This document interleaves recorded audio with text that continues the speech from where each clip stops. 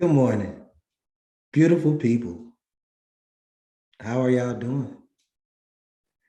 It's your boy, Sauce McKenzie, man, aka the Concrete Genius. You know, I always wake up with a song on my mind. And today it was just, I was 14 years old, right? And the year is 1987. And I'm already cool enough to be out on the block with a boom box. And when I hit play, until the end of time, I'll be there for you. You own my heart and mind. I truly adore you. God one day struck me blind. Your beauty I still see. Hey, that's some pimping ass shit, bro. See me, I used to listen to that shit hard as I listened to NWA. And then they be wondering why the girls used to want to hear what I had to say, because bro, all you listening to is motherfucking violent ass lyrics, man.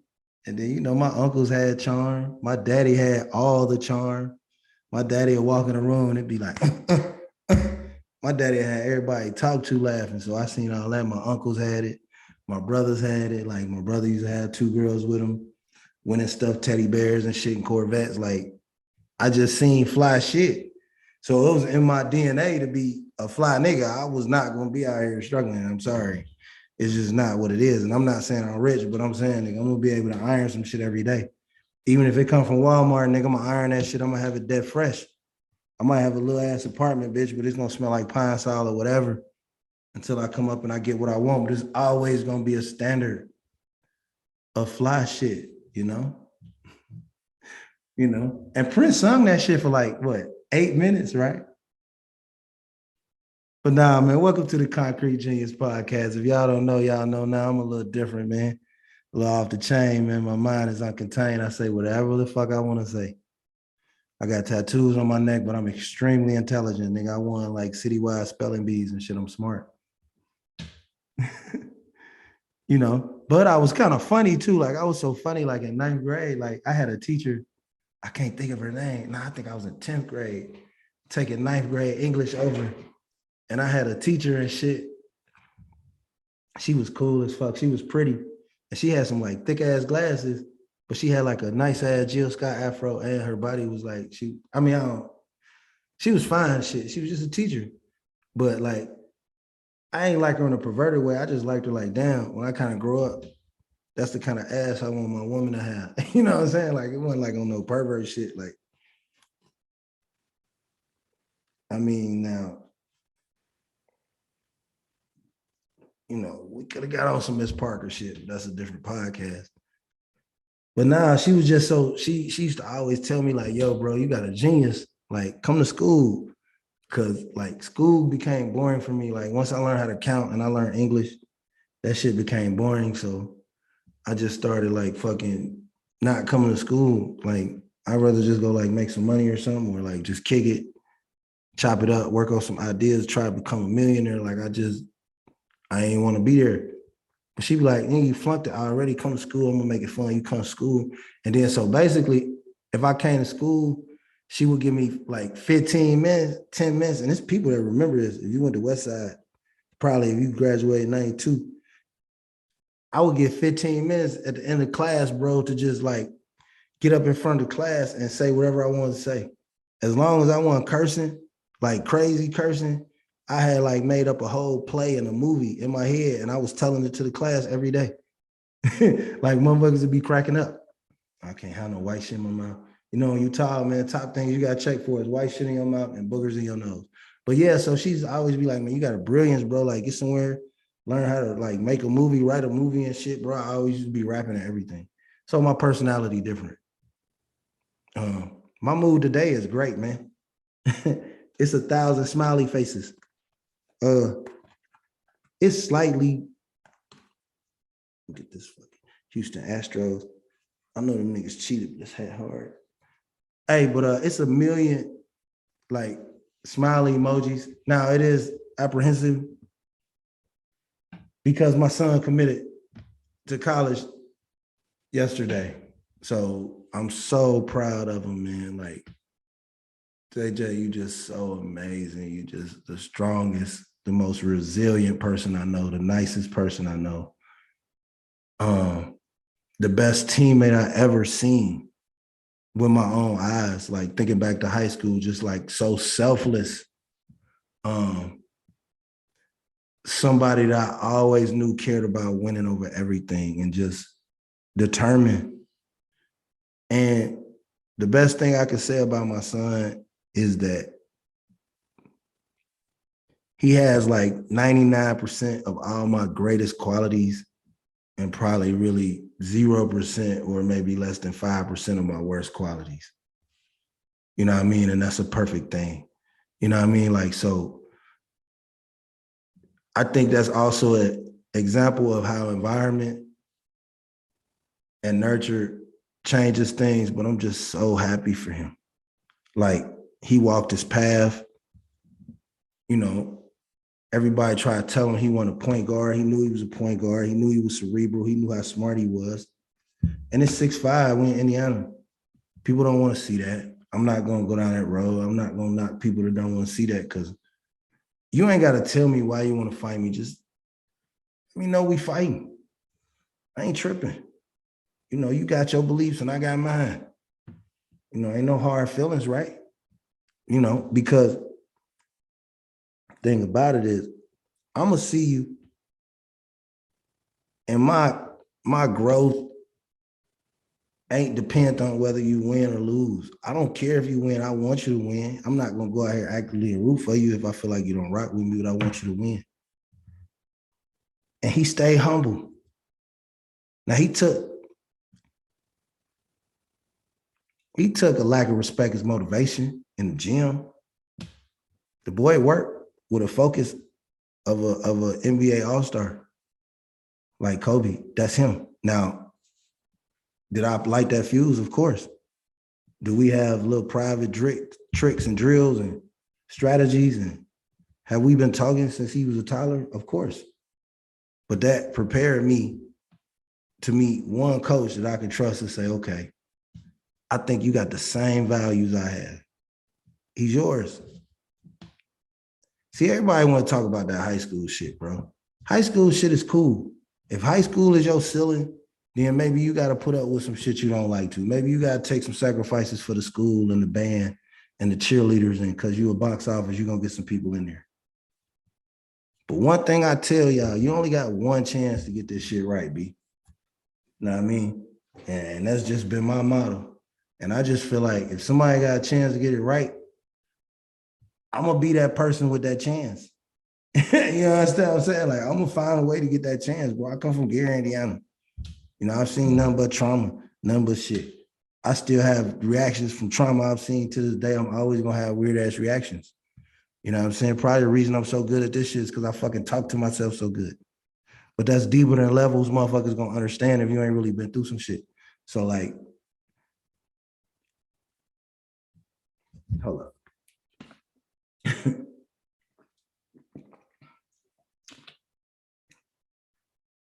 If I can get ready to go to war, right? Bang my head, bang my hat, you know, claim a neighborhood, claim some blocks. And I'm out here, you know, I got a nice set of hands. I got pretty teeth, so I ain't trying to lose no fights. And if you throw something at me, I'm throwing something back. And I got respect everywhere.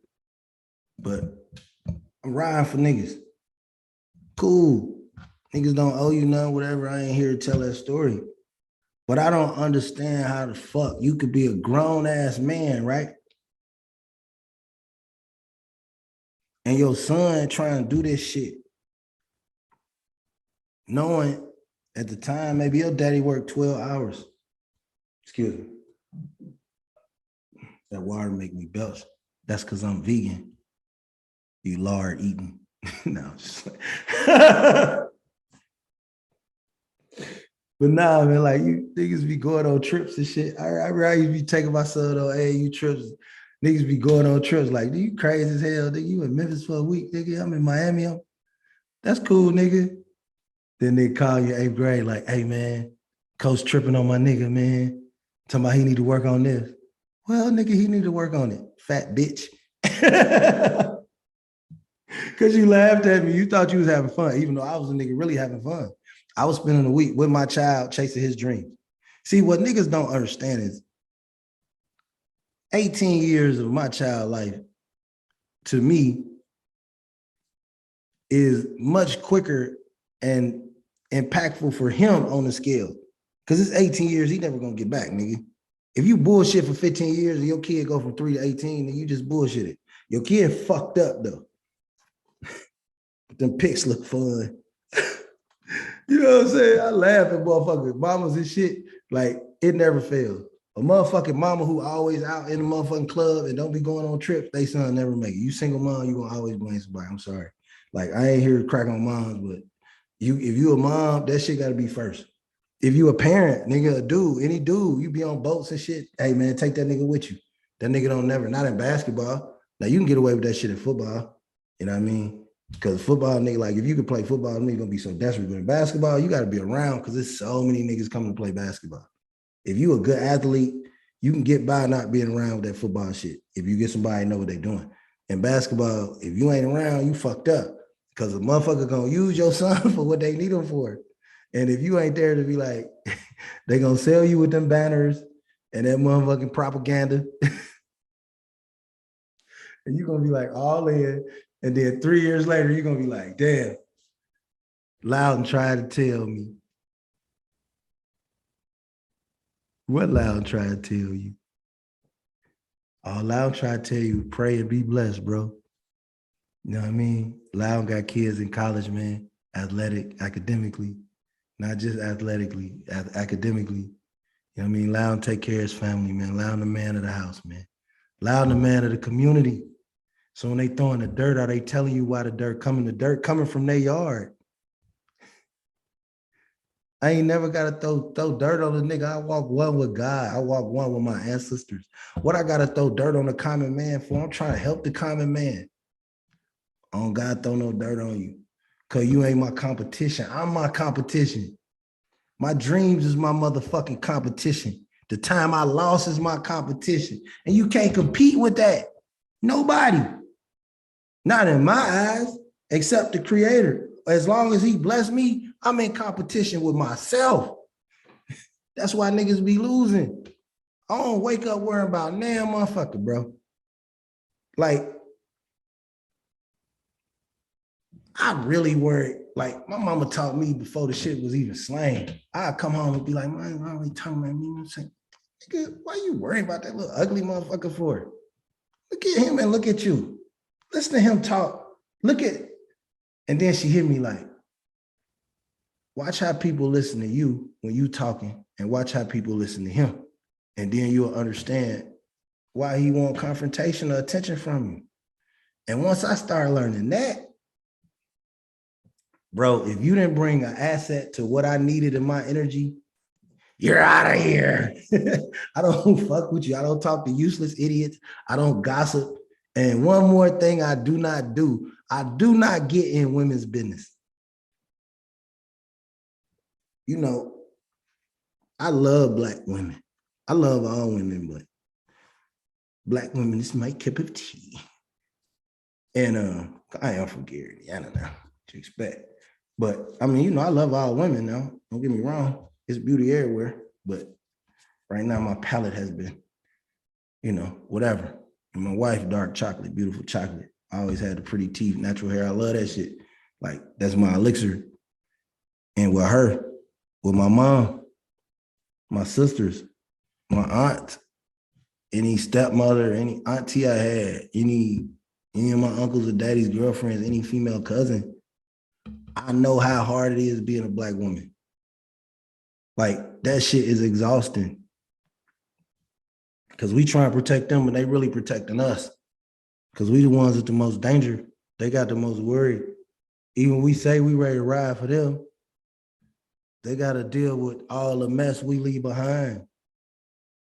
Like, you born in this world as a Black man, your triumphs are going to bring smiles, but your mistakes are going to bring tears to these Black women because they never going to give up on you. So like, why the fuck would I wake up worrying about a woman getting a motherfucking nose job or a breast job or like who her baby daddy is or who she fucking like?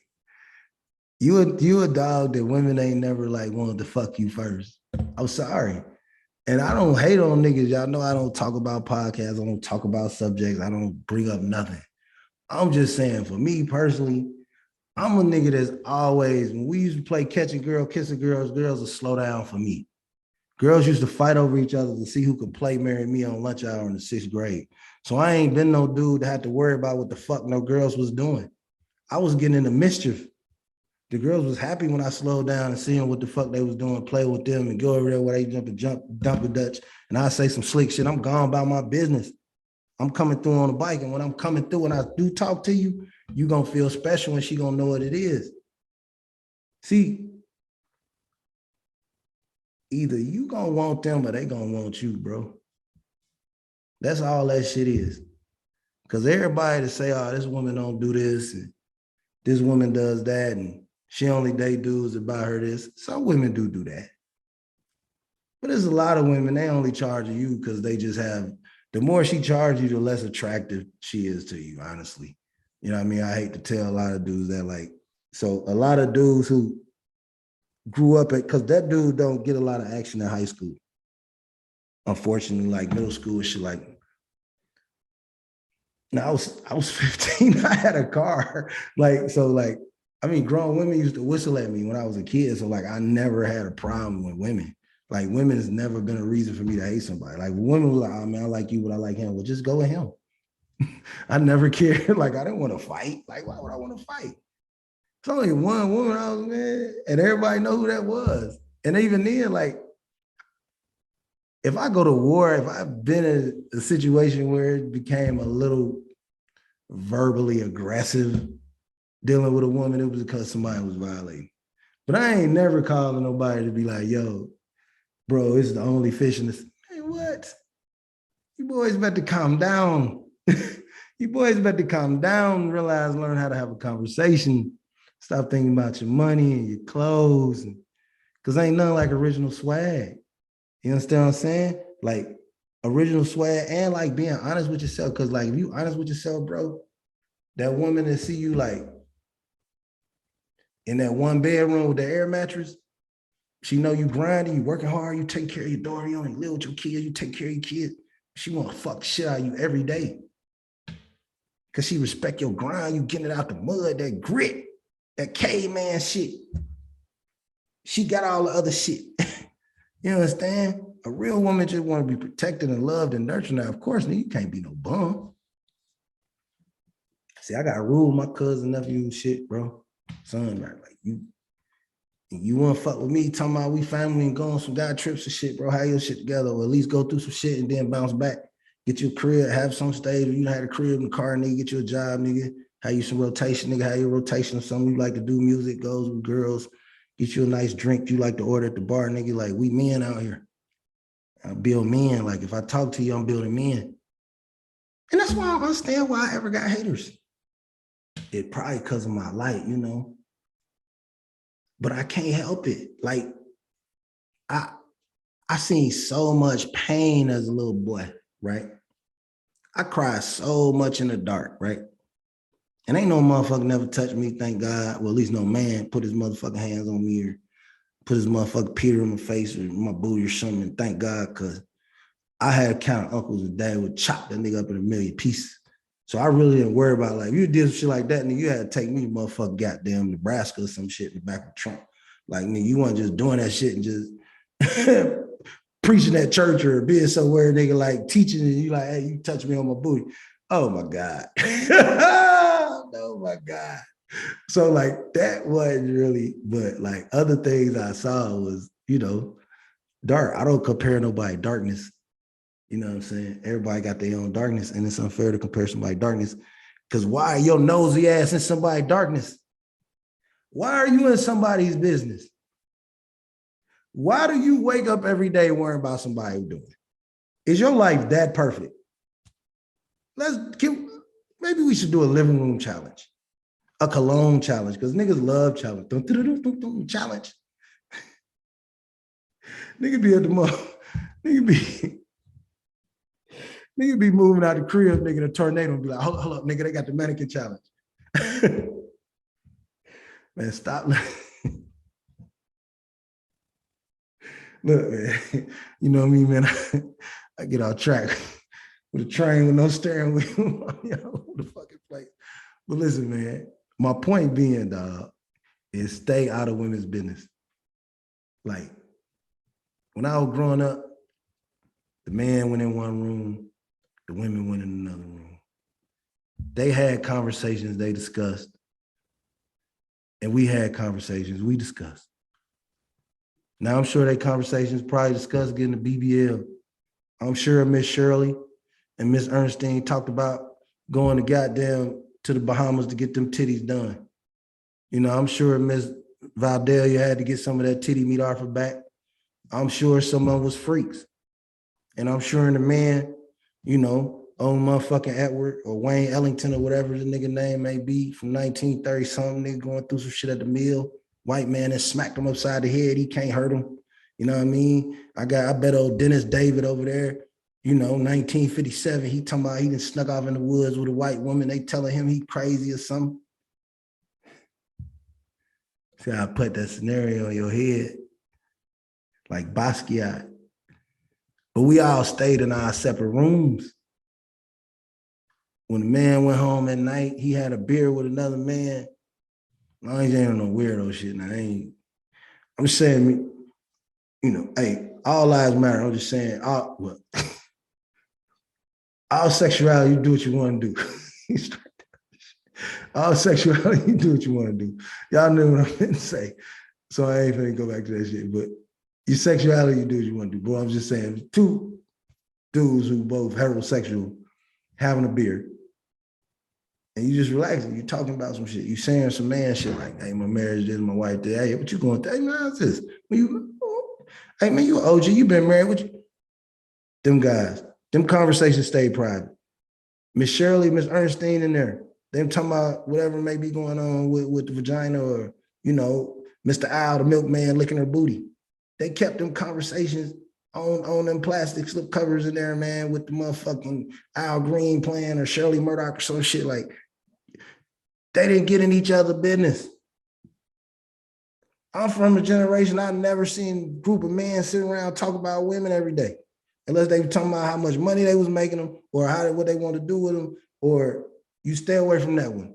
That was the extent of conversations around the men in my life. So to grow up and see so many men, and trust me, I'm not the dude who be caking, I ain't gonna say dude's name, but y'all know the dude. Like, I'm not the dude finna get up here and bash dudes. Like, you could be a player, whatever you're doing, bro, that's your business. I ain't here to wear no cape. Come on, God, wear no cape. I just wear a hoodie or something.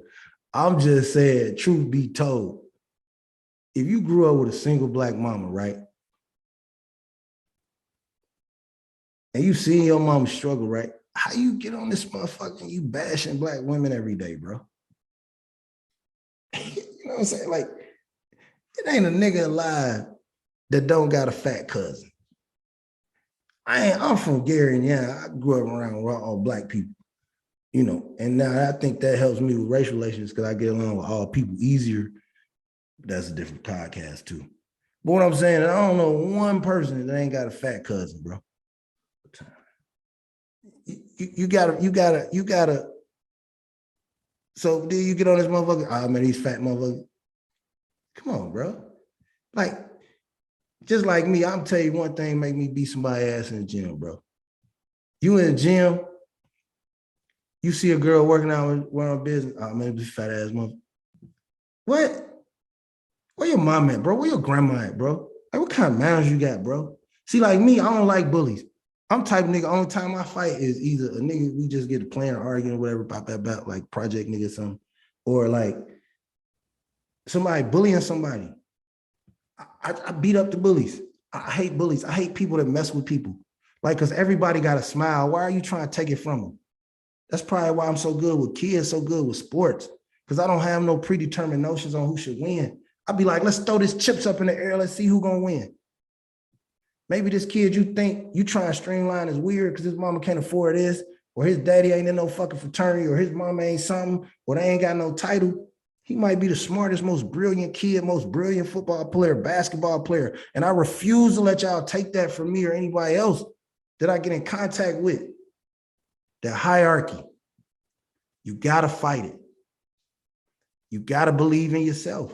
And it get lonely. Don't nobody tell you this shit don't get lonely. Being different get lonely. Being a genius get lonely because nobody understand you. It's like sitting at the top of the fucking mountain. It's fucking negative 37. And that's in July. Think about how cold it get in the winter time. But when that man gets you from the Guinness Book of World Records, hey, I heard about you. Is that skunk I smell? No, I was just playing that commercial. But look, I'm just saying, bro, like, you gotta hold your shit down, man. You can't worry about what somebody gonna think, man. I never gave a fuck about what somebody thought about me, man. I had a strong mama, I had a strong ass daddy. And people used to laugh like, oh, me and mom and dad grew up across the street from each other. Nigga, where's your father, nigga? What are we doing here? Can we have a father-son lunch? Where's your dad? So that shit never bothered me. Like I was 4 or 5. Like, yeah, but your dad's in the house with you. Nigga's an alcoholic and he's retarded, man. You know what I mean? Your dad's an embarrassment, man. I'd rather have my dad across the street with his woman and me living there because I still carry my head high. Motherfucker be, oh man, your mom and dad stay right across the street.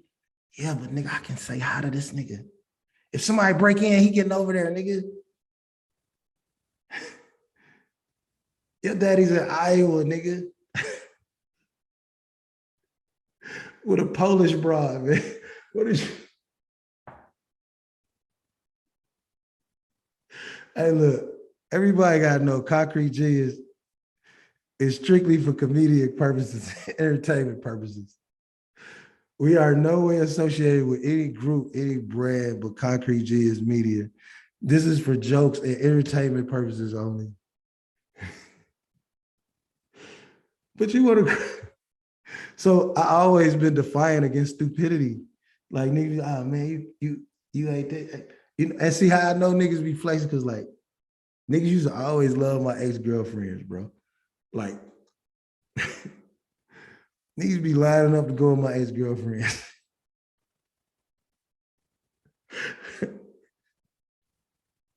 I'm like, damn, dog. She been here. Nappy ass ponytail and all, fat little booty. A couple of leaves on her ass or something. Now I get her shit out. She ride with me. Now I break up with it. Motherfuckers lining up. Like it's the Yankees opener against the Red Sox. And they retiring Jesus jersey. What y'all doing? And then y'all don't compare yourself to me. Don't compare yourself to nobody you need, bro. That's why I'm humble. But like me, somebody that needs your mechanic, your manicurist, your dentist, your insurance man, your priest, your backup priest, your lawyer, your backup lawyer, your seamstress, your Korean seamstress, your taco place, your barber, your therapist, the person that do your roof, your psychic, the dude who you buy tires from, your hookup at the airport, your cousin's recipe for cabbage. They want all that. And then they'll compare themselves to you because they ain't got that. You can't buy that. You know what I mean? Like I'm a dude 8 years old. I used to wake up 4 in the morning, shovel snow, make me $100 and get 60 of it to my mama. So it's like, I don't really see haters. I see my vision. I see survival. And that's what makes me, that's what makes this different. ConcreteGeniusMedia.com, man. You see the vibe. You see the vision. Go DJ. That's my DJ. Hey, before I go, I'll tell y'all a story. I had a car, man. Nice ass car, right? So I'm hustling with this dude, right? He one of them dudes, he got a lot of money, but Hey, this nigga, hey man, this nigga cornier than a box of cornmeal. He couldn't take it, right? I'm young, right? So he always try to get his car like mine. I be playing some shit. He be trying to get his sounds like mine. And mine usually probably was major, major money. But he just felt so much like a nerd because I'm the type of dude like we gonna be in our raw essence in the jungle. I don't care how much money you made. If I went to high school, which I'm still calling you by your name, I'm not finna worship you. If you was a scrub then, I might not embarrass you, but don't act like you fucking Nino Brown around me because I'm gonna make you show me that. You know what I'm saying? And this dude used to always try to keep up with me how I dress and everything, right? But we was getting a little money together. I knew he was kind of retarded. He'd bring his broad around like he's broad. And so like one day he peeped my bro, like he's like, damn. So I got out of the car intentionally, try to holler at my bro. I get in the car, I said, did she go, little nigga?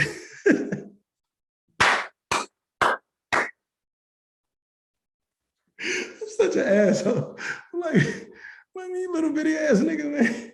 You dressing like the mannequin, man. You think you gonna hop in my ride and pull my bra? Did she go? That's why I stayed in there, nigga. I wanted my food cooked to order so it could be fresh. So I could drop your stupid ass off and you can sit behind me and look at the back of my head and the back of her weave and wish you could be a concrete genius. You fucking lame. Now get out. And that's how you gotta treat them, man. All right. And that's from the sauce to boss, man. I got a few names I'm checking out, man. I like Teflon sauce, but it's a little aggressive. I'm too old to be saying Teflon anything, but Teflon John sounds good, but it's just too aggressive. I need to find some aggressive 70s babyish, but contemporary, kind of like Nas with Twisties rapping the jazz and shit, Hov like rapping the jazz. I gotta find some shit like that. Like we used to be wild and shit, but like now my feet hurt type shit. Like I gotta find a name like that. Like that's what Sauce McKenzie is. It's a player, but Sauce got me to a great bridge from this point to this point, but I don't want to retire Sauce because a nigga take it. That's how great a nigga gonna take it, bro. Anything I drop, nigga picking it up. What? Like cigarette butts in a joint, nigga.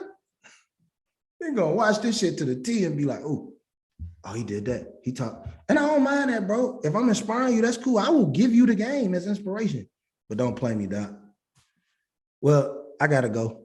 I got shit to do. I hope y'all enjoy this because it's coming hot and heavy. I love y'all. I appreciate y'all. Let's get this money. Sauce. ConcreteGeniusMedia.com, man. Fuck with your boy. I'm outro. Peace.